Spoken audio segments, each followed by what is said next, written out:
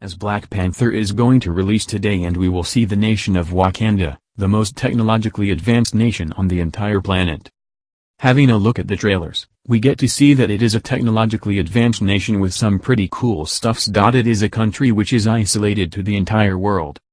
Nothing in this nation is normal compared to other nations. So, why was it never used in other Marvel movies before Black Panther? From start of Iron Man movie, we got some lit mentions about this nation. In Iron Man 2, we saw it marked on a map during the interrogation between Nick Fury and Tony Stark. In Avengers Age of Ultron, we saw Bruce Banner saying the name Wakanda where Vibranium is located. And finally we got a little bit of glimpse of how Wakanda is towards the end of Captain America Civil War, and that too in the post-credits scene. Other than these three lit mentions, we have had nothing. But why? Well, we have an answer here. In a latest interview, producers of Black Panther were asked the same question. Here's the exact question asked. Wakanda itself was first hinted at in Iron Man 2. Obviously it's a big part of the comics, and I know that Marvel has been developing a Black Panther movie for a while. Was there ever any chance that we were going to see Wakanda before this movie, or was it always held for this?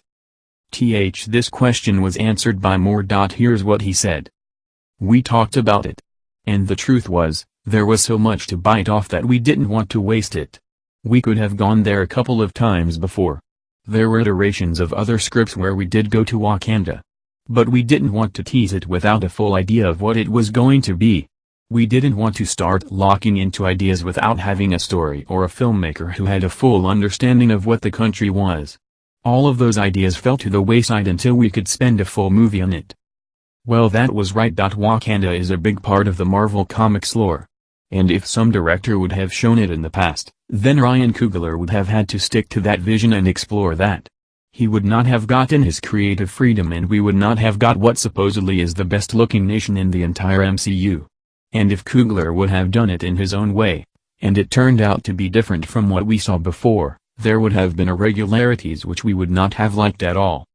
Moore also said how director Coogler was with the movie. Here's what he said.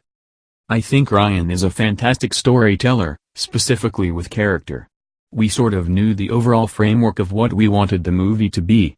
What he infused was a really good sense of the complications of being Cha, and also really building out that supporting cast.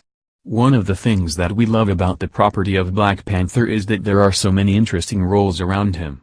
Whether it be Ramonda, his mother, his sister, Shuri, Zuri, who is an advisor and a contemporary to T'Chaka's and sort of a last link to his father. Ryan was really interested in exploring those relationships. Also, I think building out his relationship with the Dora Milaje, this group of all-female, sort of SEAL Team 6 Special Forces women, but making them all characters, making them all individuals rather than, again, this monolithic force of ass-kickers.